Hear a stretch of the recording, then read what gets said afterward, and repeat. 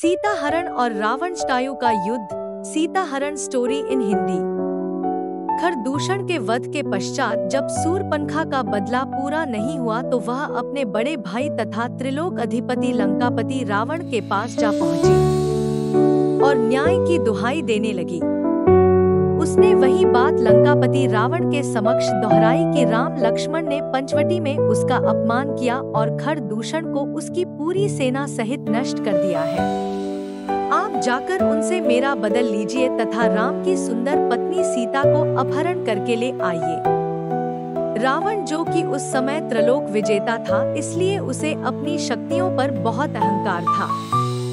सूर्पनखा की बातें सुनकर रावण ने अपने अहम को और पोषित किया और कहा कि किसी साधारण मानव का ऐसा दुस्साहस जिसने हमारी बहन का अपमान किया वह निश्चित ही मृत्यु के लायक है और रावण के हाथों दंड पाने का अधिकारी है। मैं अवश्य ही राम की रूपवती पत्नी सीता का अपहरण कर लूंगा तथा अपनी रानी बना लूंगा।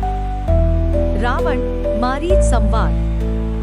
यह विचार करके लंकापति रावण अपने मामा मारीच के पास पहुंचते हैं। मारीच राक्षसी ताड़का का पुत्र था जो दंडकारण्य वन में श्री राम के हाथों बच निकला था। लंकापति रावण अपने मामा मारीच को राम लक्ष्मण के द्वारा शूर्पणखा का अपमान तथा खरदूषण के वध के बारे में बताता है तथा मारीच से यह भी निवेदन करता है कि वह राम की पत्नी सीता के हरण में उसकी सहायता करे।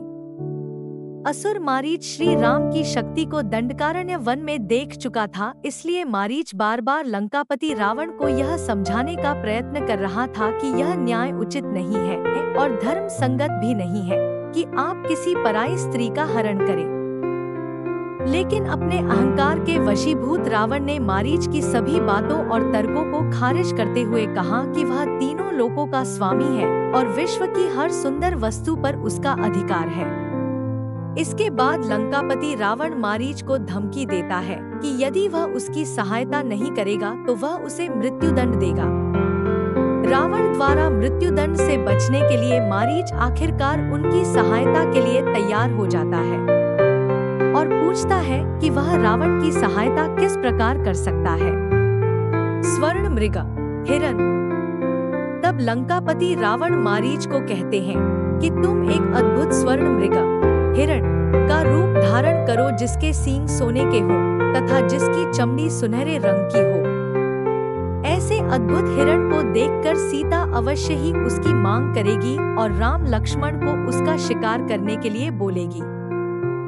जब राम लक्ष्मण उस सुनहरे मृग हिरण के पीछे पीछे जाएंगे तब मैं सीता का हरण कर लूंगा। रावण की बात मानकर मारीच एक अद्भुत सुनहरे हिरण का रूप धारण करके श्री राम लक्ष्मण की कुटिया की तरफ जाकर विचरण करने लगता है। सीता जी की नजर जब उस हिरण पर पड़ती है तो वह उस स्वर्ण मृग के सुंदर रूप को देखकर मोहित हो जाती है।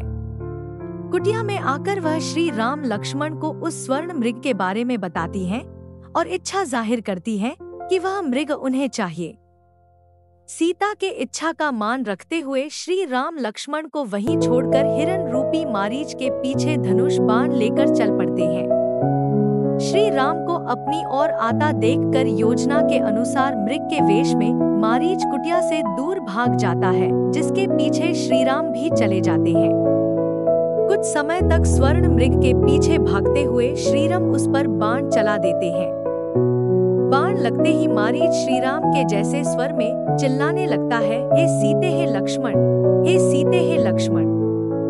श्री राम जय स्वर में अपना और लक्ष्मण का नाम सुनकर सीता जी को यही लगता है कि श्री राम पर कोई संकट आ गया है और वह मदद के लिए लक्ष्मण तथा उन्हें पुकार रहे हैं। इसलिए सीता जी लक्ष्मण को तुरंत अपने भैया की सहायता के लिए जाने को कहती, लेकिन लक्ष्मण उनकी बात मानने से मना कर देते हैं क्योंकि लक्ष्मण जी को पता था कि श्रीराम का कोई कुछ भी बिगाड़ नहीं सकता, यह किसी असुर की चाल हो सकती है।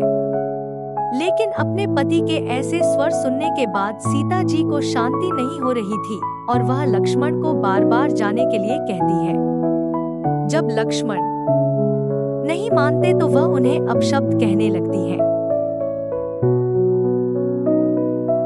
लक्ष्मण रेखा। अंत में लक्ष्मण जी के पास कोई और रास्ता नहीं होता, इसलिए वह सीता जी की सुरक्षा के लिए कुटिया के दहलीज के पास एक रेखा खींच देते हैं और बोलते हैं कि जो भी इस रेखा को पार करने की कोशिश करेगा वह जलकर भस्म हो जाएगा। अंत में लक्ष्मण जाते जाते माता सीता से कहते हैं कि आप कितनी भी विकट परिस्थिति में इस रेखा को पार नहीं करेंगी और कोई भी असुर, देव या जीव इस लक्ष्मण रेखा को पार नहीं कर पाएगा। कहकर लक्ष्मण कुटिया से चले जाते हैं।